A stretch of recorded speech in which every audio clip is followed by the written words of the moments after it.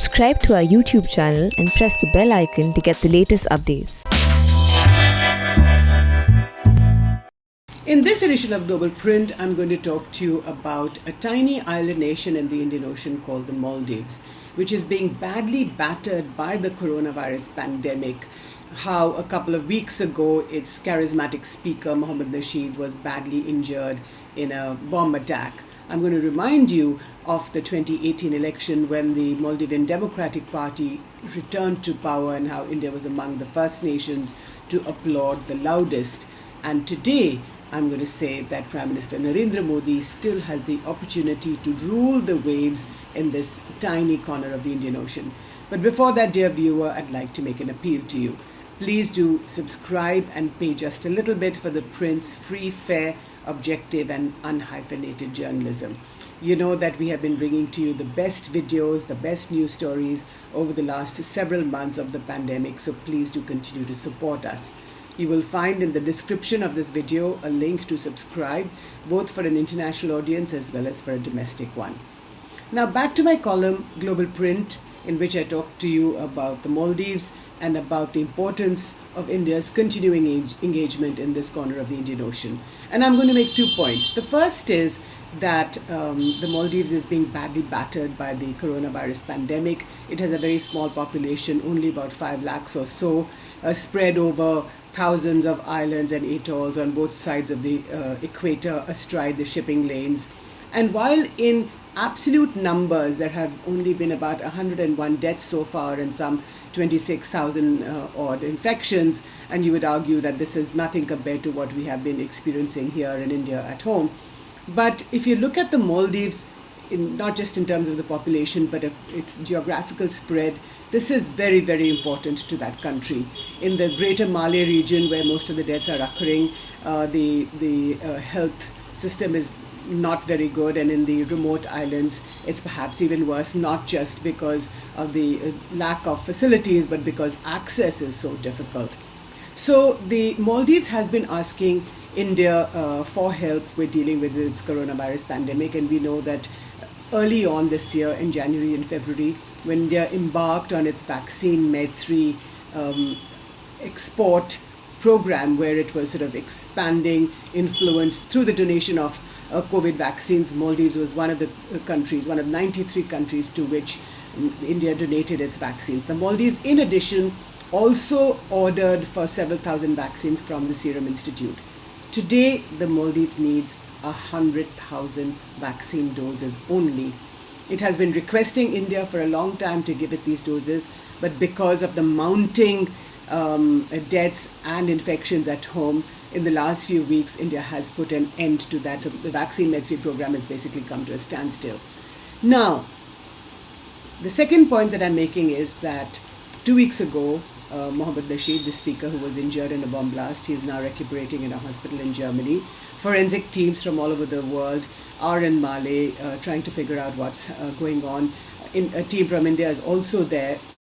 The Maldivian Parliament has instituted an inquiry to figure out what's going on. 3 men have been arrested, but so far the leads are few. It seems that there is, at least for the timing, it seems that there is no international connection to this bomb blast, that it could be the result of some domestic religious or fundamentalist extremist lobby, but nobody's sure about what exactly it is. Now, at this point, let me take the opportunity to bring you back to 2018 when the elections were held and the Maldivian Democratic Party returned to power.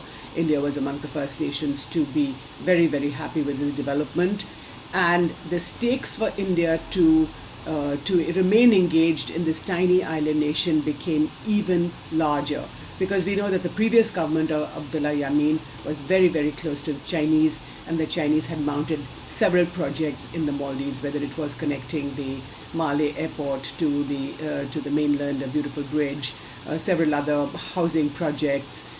A new airport is being constructed. Several $1 billion were being invested by the Chinese into the Maldives. What India did at the time was that it put its money where its mouth is.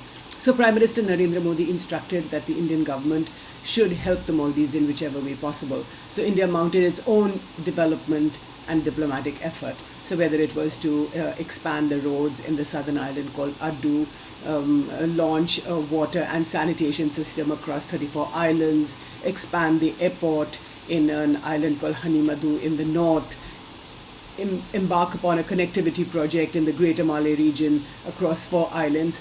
$2 billion are being spent by India and the Maldives, which is not a small sum of money, especially for a relatively poor country like India, especially if you compare it to China, which is 5 times its economy and 5 times its wealth.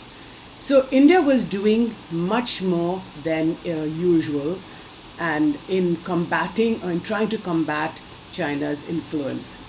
Now, this has been going on for the last couple of years, and now comes the pandemic and the bomb blast in which Nasheed has been injured.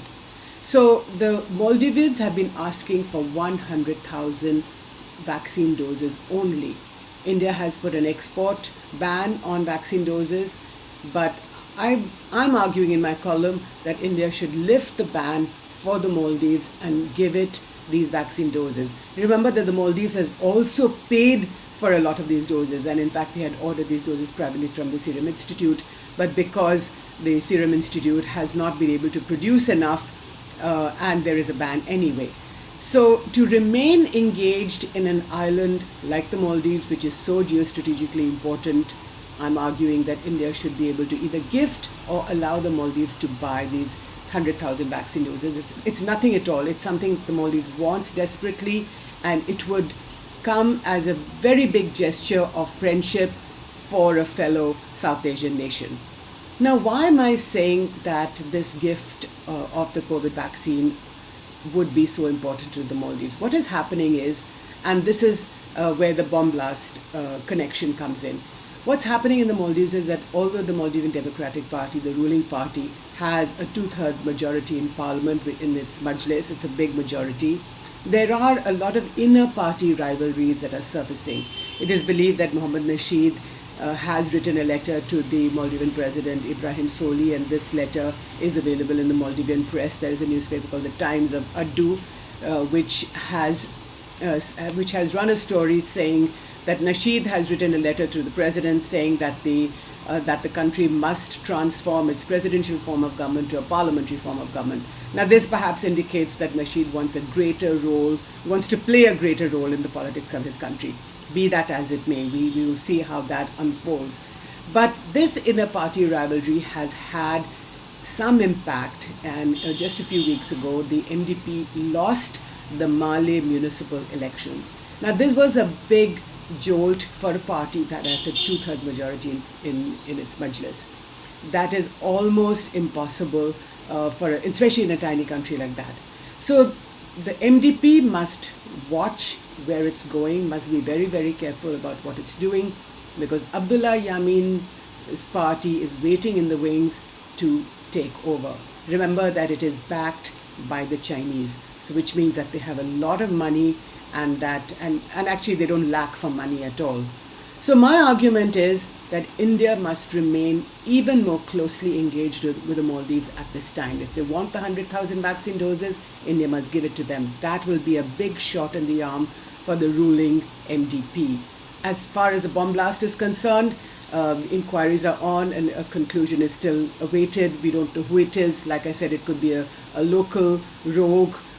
More than likely, it's not in an international ISIS type of connection.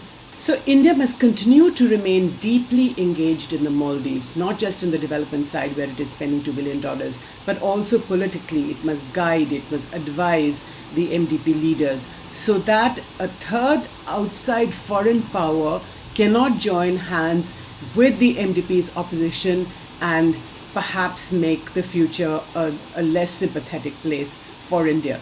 So this is the opportunity for Prime Minister Narendra Modi to rule the waves of the Indian Ocean. If India believes indeed that this is India's ocean, the Indian Ocean belongs to it, and that it's astride this expanse of water, then it must remain engaged in tiny countries but very, very important nations like the Maldives. This is India's opportunity and it cannot let go.